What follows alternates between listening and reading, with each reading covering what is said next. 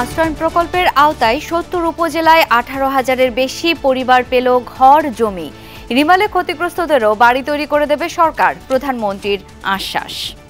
ইতিমধ্যে আমরা কিন্তু তালিকা করেছি কোন কোন এলাকায় কতগুলি ঘর সম্পূর্ণভাবে বিধ্বস্ত হয়েছে, কতগুলি আংশিক বিধ্বস্ত হয়েছে। যেগুলি সম্পূর্ণ ক্ষতিগ্রস্ত তাদেরকে আমরা ঘর তৈরি করে দেব।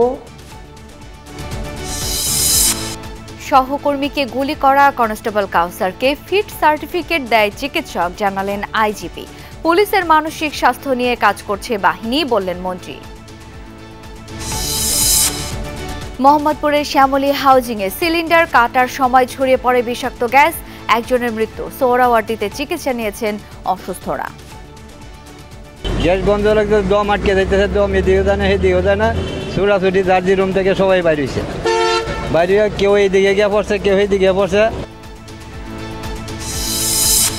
কুকি চীনের অপকর্মের দায় বয়ে বেড়াচ্ছে পাহাড়ি জনপদের মানুষ। আতঙ্কে এলাকা ছাড়া অনেকে, আয়ের পথ বন্ধ। সন্ত্রাসীদের নির্মূল করে দ্রুত শান্তি ফেরানোর তাগিদ। আপনারা কি চান? আমাকে কি উদ্দেশ্য নিয়ে এই কাজটা করছেন? বলছে 2 লাখ টাকা দেয়। এই কুকি নামে এখন কি বিপদগামী মুসলিমের কয়েকজনের জন্য গোটা জাতি নেমেছে গেছে। নারী যাত্রীকে যৌন হয়রানির অভিযোগ প্রমাণের পরও বিমানে ফিরলেন অভিযুক্ত কর্মী লুৎফর। আইনি ব্যবস্থার পরিবর্তে কাজে যোগ দিয়ে সুযোগ পেলেন আন্তর্জাতিক ফ্লাইটে। সিলেটের টিলার পাদদেশে 10,000 মানুষের ঝুঁকিপূর্ণ বসবাস। বড় দুর্ঘটনার শঙ্কা নগরবাসীর। নিরাপদ স্থানে সরিয়ে দেওয়ার আশ্বাস প্রশাসনের। উত্তর কোরিয়ার বিরুদ্ধে বেসামরিক সীমারেখা লঙ্ঘনের অভিযোগ দক্ষিণ কোরিয়ার। ফাঁকা গুলি ছুড়ে সিউলের সেনাদের প্রতিবাদ।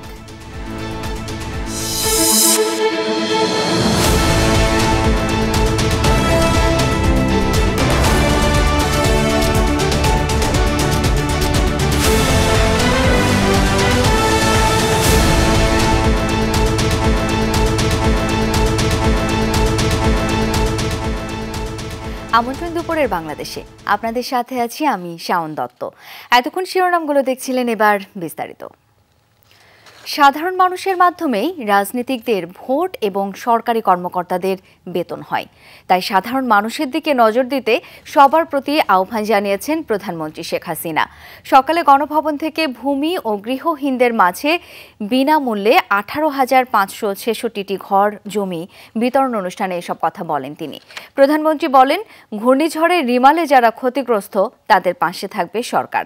সরকার প্রধানের বক্তব্য, শেখ মুজিবের বাংলায় প্রত্যেকটি মানুষই মাথা উঁচু করে চলবে। দেশের কোনো মানুষ ভূমিহীন ও গৃহহীন থাকবে না। আওয়ামী লীগ সভাপতির এমন পরিকল্পনার অংশ হিসেবেই পঞ্চম ধাপে বিতরণ করা হলো 18,566টি ঘর ও জমি। মঙ্গলবার সকালে গণভবন থেকে ভার্চুয়ালি এ অনুষ্ঠানে যোগ দেন প্রধানমন্ত্রী শেখ হাসিনা। ভূমিহীন মানুষগুলো জমি সহ ঘর বুঝে পেয়ে সরকার প্রধানের প্রতি কৃতজ্ঞতা জানান। আর খুশির কথা কি বলবো মাননীয় প্রধানমন্ত্রী, আমার ঘর ছিল না, আমি এখন চিন্তা করি না আমি পাকা ঘরে আমি থাকতে পারবো। এখন আমি পাকা ঘরে থাকতেছি মাননীয় প্রধানমন্ত্রী। আমি কল পেয়েছি, বিদ্যুৎ পেয়েছি। আমার তোরটা শুকিয়ে যায় মা, মনে হয় তোর জড়ে ধরি আমি কোলাত নেই, মনে এইরকম হয়েছে মা, আমার কপালে এইরকম দুঃখ মা। টিউনো সাহেব আমাকে এই ঘরটা দিছে, এই সাহেব দিছে আমাকে এই ঘর। অনুষ্ঠানের শুরুতেই প্রধানমন্ত্রী স্মৃতিচারণ করেন তার কারামুক্তির কথা। তত্ত্বাবধায়ক সরকারের আমলে দীর্ঘ কারাভোগের পর এই দিনই তিনি মুক্তি লাভ করেন। মিথ্যা মামলা দেওয়া হয়েছিল আমার বিরুদ্ধে। বিএনপি খালেদা জিয়া ক্ষমতায় থাকতেও মিথ্যা মামলা দিয়েছিল। আবার সেই সময় যে তত্ত্বাবধায়ক সরকার এসেছিল তারাও গ্রেপ্তার করে মিথ্যা মামলা দেয়। আমি কৃতজ্ঞতা জানাই আওয়ামী লীগ, আমাদের সকল নেতাকর্মী, আমাদের সহযোগী সংগঠন এবং আমাদের বিশ্ববিদ্যালয়ের শিক্ষক ছাত্র এবং দেশের সাধারণ জনগণ। পরে প্রধানমন্ত্রী বলেন, নতুন হস্তান্তর করা এই ঘরগুলোই ভূমিহীন ও গৃহহীনদের ঈদের উপহার। কোন কোন এলাকায় কতগুলি ঘর সম্পূর্ণভাবে বিধ্বস্ত হয়েছে, কতগুলি আংশিক বিধ্বস্ত হয়েছে, যেগুলি সম্পূর্ণ ক্ষতিগ্রস্ত তাদেরকে আমরা ঘর তৈরি করে দেব। আংশিক ক্ষতিগ্রস্ত তাদের জন্য আমরা ঘর নির্মাণ উপকরণ দিয়ে সহায়তা করব। বৈশ্বিক সংকটকে মোকাবেলা করতে দেশের 1 ইঞ্চি জমিও যাতে অনাবাদি না থাকে সে বিষয়ে সকলকে আহ্বান জানান প্রধানমন্ত্রী। সকল নির্বাচিত প্রতিনিধি জনগণের কাছে ভোট চাইতে যান, কাজে আপনাদের কিন্তু জনগণের প্রতি একটা দায়িত্ব রয়েছে। প্রশাসনে যারা কাজ করেন বা আইনশৃঙ্খলা রক্ষা করেন বা যারা কর্মরত রয়েছেন সরকারিভাবে, তাদেরও কিন্তু দায়িত্ব রয়েছে। এটা ভুললে চলবে না যে এই সাধারণ মানুষের ঘাম রক্ত ঝরানোর অর্থই কিন্তু আপনাদের বেতন ভাতা, আরাম, আয়ের সুখ সমৃদ্ধি। সেটা মাথায় রেখে এই মানুষগুলির যত্ন সবাই করবেন, সেটাই আমি চাই। দেশের প্রতিটি মানুষের নাগরিক সুবিধা নিশ্চিত করতে সরকার কাজ করছে বলেও জানান তিনি। ছেলে মেয়েদের পড়াশোনায় বিনা পয়সায় মাধ্যমিক পর্যন্ত বই দিচ্ছি, আমরা ছেলে মেয়েদেরকে উপবৃত্তি দিচ্ছি, বৃত্তি দিচ্ছি, উচ্চশিক্ষার জন্য বৃত্তি দেওয়া হচ্ছে। কোনো মতেই বাংলাদেশের জনগণ কোথাও থেকে পিছিয়ে থাকবে না, সেটাই আমাদের কথা। সরকারের আশ্রয়ণ প্রকল্প সফল হলে দেশের প্রতিটি মানুষই স্বাবলম্বী হবে বলেও আশা প্রকাশ করেন প্রধানমন্ত্রী শেখ হাসিনা। ভাস্কর ভাদুরী, যমুনা নিউজ, ঢাকা। কনস্টেবল কাউসারের মানসিক অসুস্থতার খবর পুলিশের কাছে ছিল, এমনটা জানিয়েছেন আইজিপি।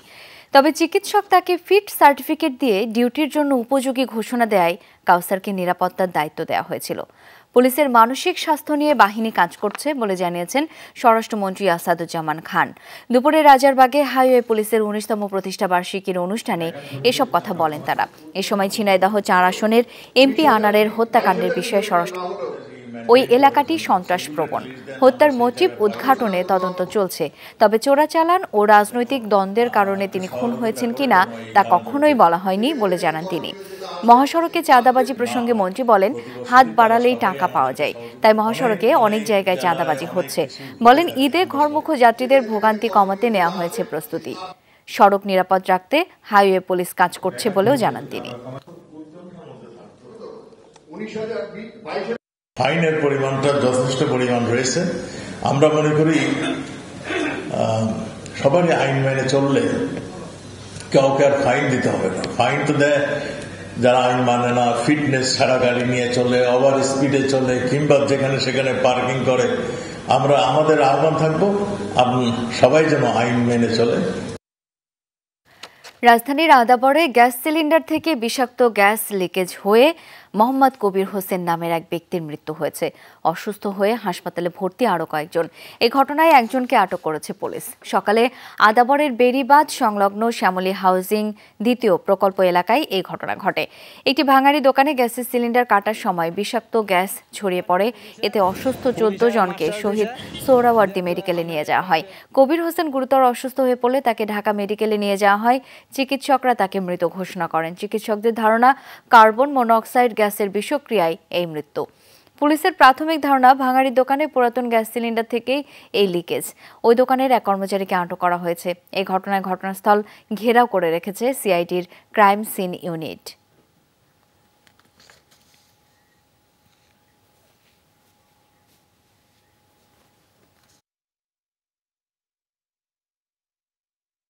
জার্জি রুম থেকে সবাই বাইরে হয়েছে, বাইরে কেউ এইদিকে গিয়ে পড়ছে, কেউ এইদিকে পড়ছে।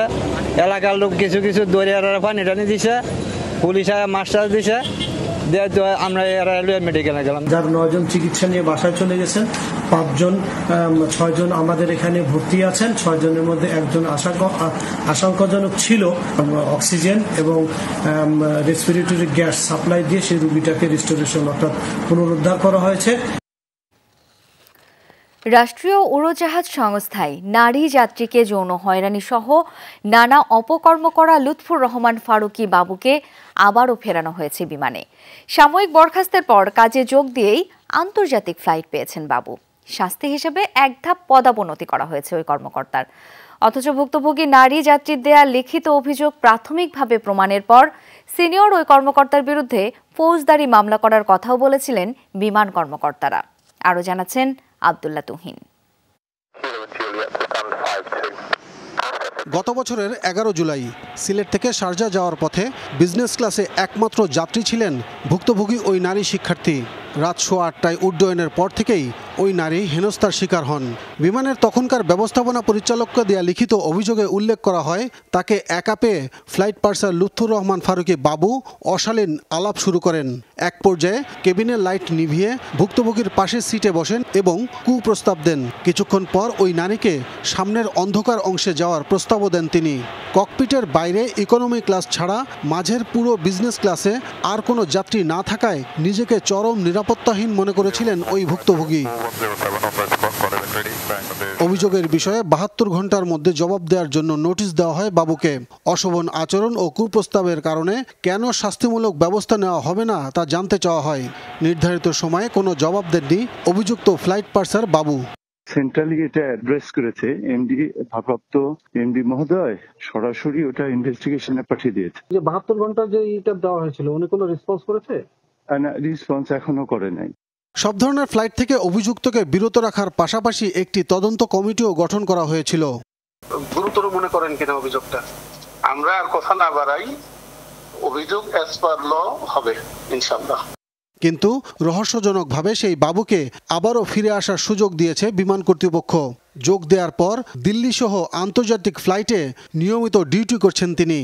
শুধুমাত্র ডিমোশন, এটা কি মানে আপনারা কি পর্যাপ্ত মনে করেন কিনা? আবার ডিমোশন হচ্ছে সবচেয়ে বড় পানিশমেন্ট, খুবই একটা বাজে পানিশমেন্ট হচ্ছে। একটা জিনিস ডিপার্টমেন্টাল পোস্টিংস হয়, তখন ওনাকে সাসপেন্ড করে রাখা হয়েছিল। উনি শুধুমাত্র 1 বছরের জন্য প্রমোশনের কল পাবে না, আর ডিমোশন তো ওনাকে একটা পদ নিচে নামায় দেওয়া হয়েছে। এখন তো উনি ফ্লাইট করবে। এই যারা এগুলো বলে আপনাদেরকে, এগুলো ঠিক না কথা। এর আগেও যাত্রীদের সাথে বাজে ব্যবহার, একাধিক নারী সহকর্মীদের নিজের ফ্ল্যাটে নাচ প্রশিক্ষণে অংশ নেওয়ার প্রস্তাব দেওয়ার অভিযোগও ছিল বাবুর বিরুদ্ধে। এছাড়া 2016 সালে লন্ডনে হিথ্রো বিমানবন্দরে চোরাই সিগারেট সহ ধরা পড়ার ঘটনায় দোষী প্রমাণ হলেও প্রভাবশালীদের সাথে সখ্যতার কারণে পার পেয়ে যান বিতর্কিত এই কর্মকর্তা। এরপর থেকেই দিনে দিনে বিমানে আরও বেপরোয়া হয়ে ওঠেন লুৎফুর রহমান ফারুকী বাবু। আব্দুল্লাহ তুহিন, যমুনা নিউজ, ঢাকা। কুকি চীনের অপকর্মের দায় বয়ে বেড়াচ্ছে পাহাড়ের মানুষ। সন্ত্রাসী সংগঠনটির অপকর্ম আর তাদের বিরুদ্ধে চলা অভিযানে আতঙ্কিত পুরো এলাকা। আটকের ভয়ে অনেকেই পালিয়ে বেড়াচ্ছেন। শোনা যায় বম জনগোষ্ঠীর জড়িতরা পাড়ি দিয়েছেন পার্শ্ববর্তী দেশে। বান্দরবানের বম পাড়াগুলো ঘুরে দেখা যায় পাহাড়ি জনপদে আয়ের পথ প্রায় বন্ধ। প্রতিনিধিরা বলছেন বম জাতির সাথে কুকি চীনের কোনো সম্পর্ক নেই। সন্ত্রাসীদের নির্মূল করে দ্রুত শান্তি ও নিরাপত্তা ফেরানোর তাগিদ তাদের। বাটিং মার্মাকে সাথে নিয়ে মনিরুল ইসলামের রিপোর্ট, ক্যামেরায় ছিলেন জিহাদ ইসলাম। 2023 সালের 5 ফেব্রুয়ারি বান্দরবানের বগালেকপাড়ার গির্জায় পরিবারসহ প্রার্থনায় ছিলেন লারাম বম। আচমকা হামলা করে কুকি চীনের বিচ্ছিন্নতাবাদীরা অপহরণ করে পুরো পরিবারকে। নির্যাতনের পর অন্যদের ছেড়ে দিলেও হত্যা করা হয় লারামকে। 8 জন ভিতরে সব মুখটা কালো কাপড় দিয়ে বাঁধা ছিল। দাদাকে বলল যে তুমি সরকার সাথে যোগাযোগ করেন, সরকার পক্ষে আছেন বলে এটা নিয়ে দাদাকে হয়রানি করতেছেন আর কি। এটাই আমি দূর থেকে শুনছি। এবছরের 13 ফেব্রুয়ারি রুমা উপজেলার পাইন্দো ইউনিয়নের চেয়ারম্যান উলহামং মার্মাকে অপহরণ করে কুকি চীন। দাবি করে মুক্তিপণ, তবে চাপে পড়ে তাকে ছেড়ে দিতে বাধ্য হয়। বন্ধু দিয়ে আটক করছে, আমাকে নামতে বলছে। নামার পরে বলে যে আপনারা কি চান, আমাকে কি উদ্দেশ্য নিয়ে এই কাজটা করছেন, বলছে 2 লাখ টাকা দেয়। আমরা এখন আছি বোম জাতিগোষ্ঠীর গ্রাম রুমানাপাড়া। রুমানাপাড়ার এই ঘরটা ব্যাকসাং বোমের। তিনি হচ্ছে এই এলাকার, এই গ্রামের আনসার ভিডিপি সদস্য ছিলেন। কুকি চীনের সদস্যরা 2022 সালের নভেম্বরের মাসে এই ব্যাকসাং বোমকে নিখোঁজ করে বা এখান থেকে নিয়ে যায়। সে ব্যাকসাং বোম এখনও তার গ্রামে ফেরেনি। তার স্ত্রী বা যারা আছেন তারাও বেশ আতঙ্কে দিন কাটাচ্ছেন এবং তারা আসলে জানেনও না ওই লোকটার পরিণতি আসলে কি হয়েছে। গেল 2 বছরে সেনাবাহিনীর সাথে কুকি চীনের গোলাগুলির কয়েকটি ঘটনা ঘটেছে। সবশেষ রুমা ও থানচির ব্যাংক লুট এবং পুলিশের অস্ত্র লুটের পর আতঙ্ক পুরো বান্দরবানে। মনে প্রাণে আমার লজ্জা লাগে, বুঝছেন। এটা একজনের, সবাই এটা বদনাম হয়েছে, বিপদে পড়তেছে, সবাইকে পড়তে হচ্ছে। বান্দরবানের রুমা হয়ে মুনলাইপাড়া, পগালেকপাড়া এবং কেওক্রাডোঙে কুকি চীনের সহিংসতার পর পর্যটন পুরোপুরি বন্ধ, ব্যবসা বাণিজ্যও বন্ধ। এছাড়া দার্জিলিংপাড়া, পাসিংপাড়া, জাদিপাইপাড়া প্রায় জনশূন্য। চলছে যৌথ বাহিনীর অভিযান। জায়গায় জায়গায় সন্ধান মিলছে কুকি চীনের তৈরি সুড়ঙ্গ, ভারী অস্ত্র, বোমার। আতঙ্কিত এই জনপদের জীবনযাত্রা এখন থমকে গেছে। কুকি চীন সবসময় ডিস্টার্ব করে। কি ডিস্টার্ব করে? ডিস্টার্ব করে বলতে আমাদেরকে মাঝে মাঝে পাড়াতে এসে থাকে, খাওয়া দাওয়া চায়, টাকা পয়সা চায়। বিগত বছর থেকে তিন দলতে ছিল পিচাই খিয়াং তামলাও লং মোয়াল, এগুলো তো বিগত বছর থেকে খালি হয়ে গেছে। মিজোরাম চলে গেছে, গড় সারি গড় বাড়ি সারে বই পাইলাই সব পালা গেছে। যে কোথায় পালাইছে? ইন্ডিয়া। India, Burmese. 2022 সালের শুরুতে কেএনএফ এর নাম নজরে আসে। ফেসবুক পেজ খুলে তারা অস্তিত্বের জানান দেয়। 9টি উপজেলা নিয়ে আলাদা রাজ্যের দাবিও করে তারা। গঠন করে কুকি চীন ন্যাশনাল আর্মি কেএনএ নামে সশস্ত্র দল, যার প্রধান ঢাকা বিশ্ববিদ্যালয়ের চারুকলার সাবেক শিক্ষার্থী নাথান বব। টাকার বিনিময়ে একটি জঙ্গি সংগঠনকে প্রশিক্ষণ দেয়া নিয়ে শুরু হয় তোলপাড়। এরপর যৌথ বাহিনীর অভিযান। দফায় দফায় সেনা ক্যাম্পে হামলা, রাস্তায় আইইডি পুঁতে রাখা এবং ব্যাংক লুটসহ 10টির মতো বড় বড় ঘটনা ঘটায়। অপহরণ ও হত্যাকাণ্ডেও জড়িয়ে পড়ে কথিত সংগঠনটির সদস্যরা। বান্দরবানের বোম জাতির অধিকার নিয়ে সরব প্রতিনিধিরা বলছেন তারা শান্তিপ্রিয় জাতি। যারা কুকিদের সাথে থাকে তাদেরকে আমি অনুরোধ করছি ওই শান্তিতে ফিরে এসে এখানে ভালো করে সংসার করুক। এই কুকি নামে এখন কি বিপদগামী মুসলিমের কয়েকজনের জন্য গোটা জাতি নিমেষে গেছে। কুকি চীনকে শান্তিতে ফেরানোর প্রক্রিয়ায় যারা জড়িত ছিলেন তারা বলছেন এখনো সুযোগ আছে তাদের অস্ত্র জমা দেওয়ার। পরে কিন্তু অস্ত্র ফেরতের বিষয়টা চলে আসে। অস্ত্র যদি ফেরত আছে তাহলে সরকার বুঝতে পারবেন যে বা এই অবস্থা থেকে ওনারা সরকারও নমনীয় হবেন। এদিকে কুকি চীনের বিরুদ্ধে সব অভিযোগ নিয়ে তাদের নেতৃস্থানীয় কেউ সরাসরি কথা বলছেন না। একরকম গা ঢাকা দিয়েছেন সংগঠনের সব পর্যায়ের নেতাকর্মীরা। মনিরুল ইসলাম, যমুনা নিউজ, বান্দরবান। সারা দেশে কত রোহিঙ্গাকে ভোটার করা হয়েছে তদন্ত করে তার তালিকা দাখিলের নির্দেশ দিয়েছেন হাইকোর্ট। আগামী 8 আগস্টের মধ্যে এই তালিকা দাখিলের জন্য নির্বাচন কমিশন, স্থানীয় সরকার সচিব, কক্সবাজারের ডিসি সহ সংশ্লিষ্টদের নির্দেশ দেওয়া হয়।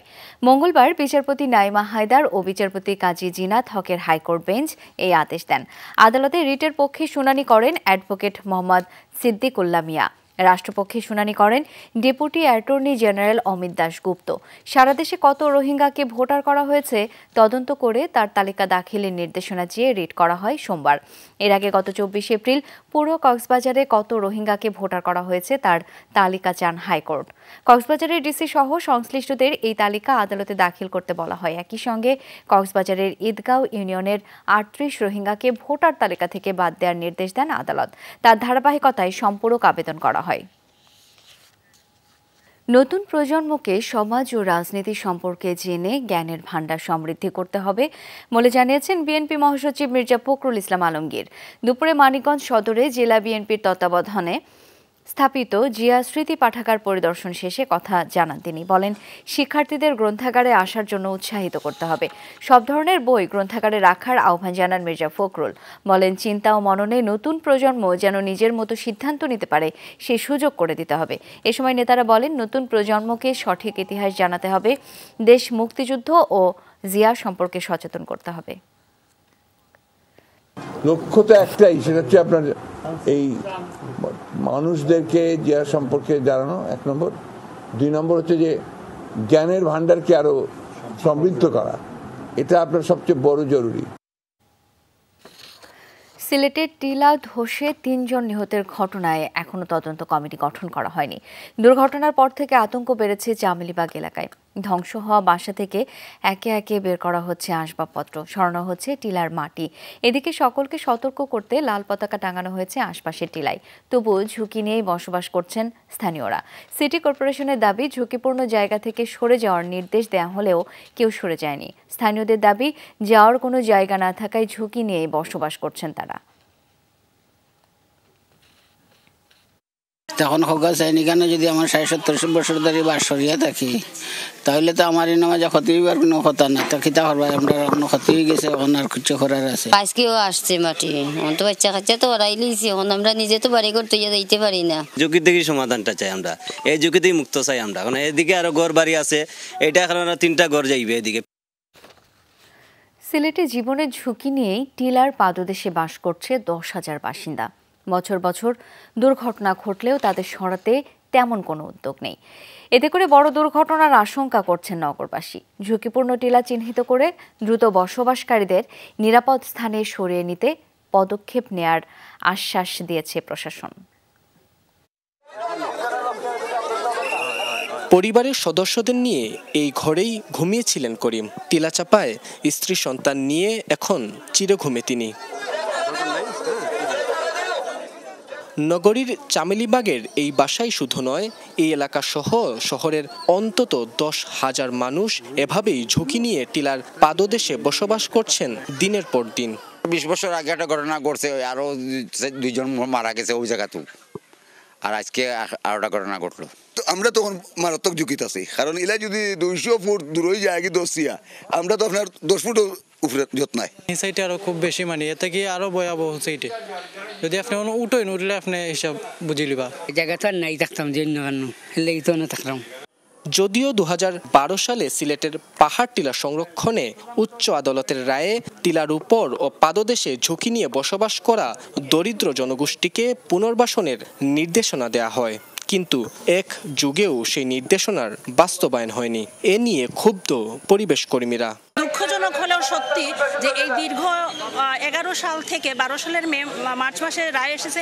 এই আমরা যদি বলি 12 সাল থেকে আজকে 24 সাল এ পর্যন্ত আমরা উচ্চ আদালতের রায়কে বাস্তবায়ন করার জন্য কোনো শক্ত বা কঠোর পদক্ষেপ আমরা দেখিনি।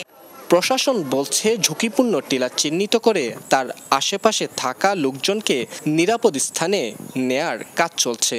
ঝুঁকিপূর্ণ টিলা রয়েছে সিলেট জেলার বিভিন্ন উপজেলাতে, সেগুলো আইডেন্টিফাই করার কার্যক্রম আমাদের চলমান রয়েছে, সেগুলো আমরা আইডেন্টিফাই করছি। এবং এই ধরনের বৃষ্টিপাত শুরু হলে আমরা কিন্তু সাথে সাথে স্থানীয় জনপ্রতিনিধি এবং আমাদের কর্মকর্তা বৃন্দের সহায়তায় আমরা কিন্তু মাইকিং করে তাদেরকে নিরাপদ আশ্রয়ে যাওয়ার জন্য বলি। অনেকেই যায়, অনেকে যায় না। তো এটা আসলে একটা অনাকাঙ্ক্ষিত ঘটনা। শুধু দুর্ঘটনা ঘটলে লোক দেখানো পদক্ষেপ নয়, নগরবাসী চান স্থায়ী সমাধান। নাবিল হোসেন, যমুনা নিউজ, সিলেট।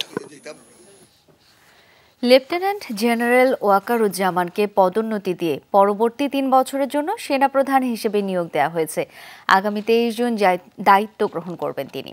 রাষ্ট্রপতির আদেশক্রমে এই সংক্রান্ত প্রজ্ঞাপন জারি করেছে প্রতিরক্ষা মন্ত্রণালয়। Chief of general staff CGS হিসেবে দায়িত্ব পালন করছিলেন ওয়াকারুজ্জামান। প্রজ্ঞাপনে তাকে লেফটেন্যান্ট জেনারেল থেকে জেনারেল পদে পদোন্নতি দেওয়া হয়েছে। 23 জুন দুপুর থেকে এই পদোন্নতি ও নিয়োগ কার্যকর হবে। 1985 সালে ইস্ট বেঙ্গল রেজিমেন্টের সদস্য হিসেবে সেনাবাহিনীতে যোগ দেন তিনি। যুক্তরাজ্যের কিংস কলেজ ও ইউনিভার্সিটি অব লন্ডন থেকে পোস্ট গ্রাজুয়েট ডিগ্রি লাভ করেন ওয়াকারুজ্জামান। কর্মজীবনের সাফল্যের সাথে দায়িত্ব পালনের জন্য সেনা গৌরব পদক এবং অসামান্য সেবা পদকে ভূষিত হন তিনি। বিডিআর বিদ্রোহ দমনে তার ভূমিকা ছিল প্রশংসনীয়। বর্তমান সেনাপ্রধান মেজর জেনারেল শফিউদ্দিন আহমেদের মেয়াদ শেষ হবে 22 জুন।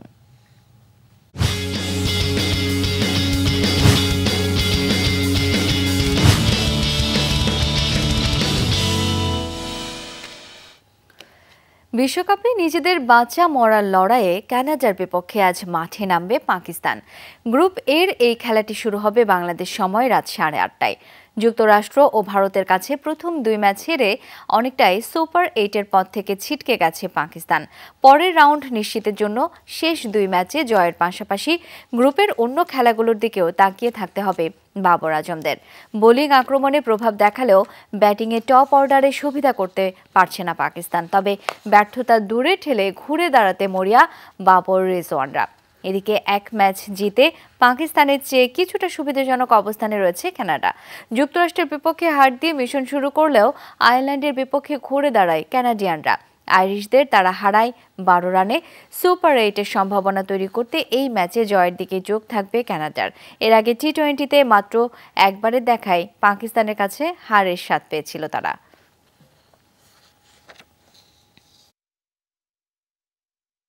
কোরীয় সীমান্তে বেড়েই চলেছে উত্তেজনা। এবার উত্তর কোরিয়ার সেনাদের বিরুদ্ধে সীমান্ত রেখা লঙ্ঘনের অভিযোগ তুলেছে দক্ষিণ কোরিয়া। সতর্ক করতে ছুড়েছে ফাঁকা গুলি। দক্ষিণ কোরিয়ার জয়েন্ট চিফ অব স্টাফ জানিয়েছেন এই তথ্য। এমন ঘটনা চলমান উত্তেজনায় আরও ঘি ঢালবে বলে মনে করেন বিশ্লেষকরা। বেলুন থেকে আবর্জনা ফেলার মতো ছোট ঘটনা থেকে উত্তেজনা ভয়াবহ রূপ নেয় কিনা সেই শঙ্কা তাদের। বিশ্বের সবচেয়ে সুরক্ষিত সীমান্তে গেল কিছুদিন ধরেই চলছে অন্যরকম এক লড়াই। পিয়ংইয়ংয়ের ছোড়া আবর্জনা ভর্তি বেলুনের জবাবে লাউডস্পিকারে সিউলের উত্তর কোরিয়া বিরোধী প্রোপাগান্ডা। তবে এবার আরও কিছু দূর গড়িয়েছে জল। রোববার স্থানীয় সময় দুপুর 12টার দিকে দুই কোরিয়াকে বিভক্তকারী সীমানা অতিক্রম করে দক্ষিণ কোরিয়ায় ঢুকে পড়ে উত্তর কোরিয়ার কয়েকজন সেনা। বেসামরিক অঞ্চল বা ডিমিলিটারাইজড জোন হিসেবে পরিচিত এলাকাটি। মঙ্গলবার দক্ষিণ কোরিয়ার চিফ অব স্টাফ জানান, উত্তর কোরীয় সেনাদের রহস্যজনক আচরণের জেরে সতর্কবার্তা প্রচার করে সিউল। ফাঁকা গুলি ছোড়ে সেনারা। এরপর ফিরে যায় উত্তর কোরীয় সেনারা। 9 জুন 12:30টার দিকে উত্তর কোরীয় সেনাদের একটি দল বেসামরিক অঞ্চল পার হয়। আমাদের সেনারা সতর্কবার্তা পাঠায় এবং ফাঁকা গুলি ছোড়ে। পরে উত্তরের দিকে ফিরে যায় তারা। এরপর আর সন্দেহজনক কিছু ঘটেনি।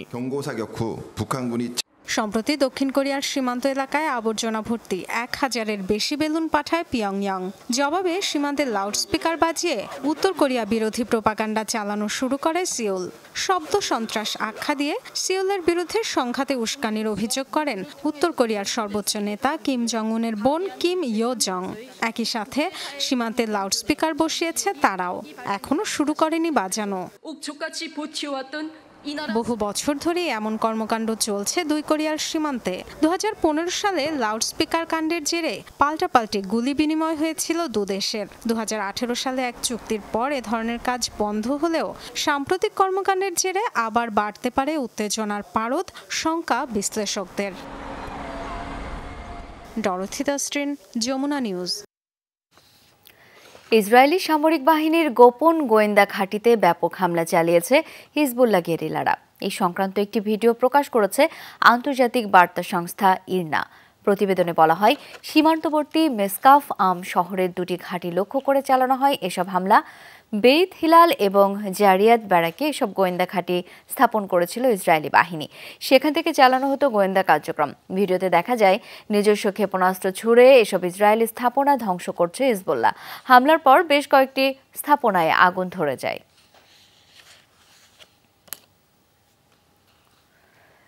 ইসরায়েলের হাইফা বন্দর লক্ষ্য করে হামলা চালিয়েছে হিজবুল্লাহ গেরিলা।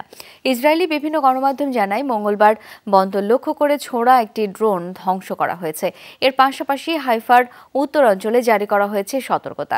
সাইরেন বাজিয়ে সতর্ক করা হচ্ছে স্থানীয়দের। এরই মধ্যে সামাজিক যোগাযোগ মাধ্যমে ভাইরাল হয়েছে হামলার দৃশ্য। এতে জাহাজসহ বন্দরের বিভিন্ন স্থাপনায় আগুন জ্বলতে দেখা যায়। যদিও এসব ভিডিও সত্যতা যাচাই করা সম্ভব হয়নি।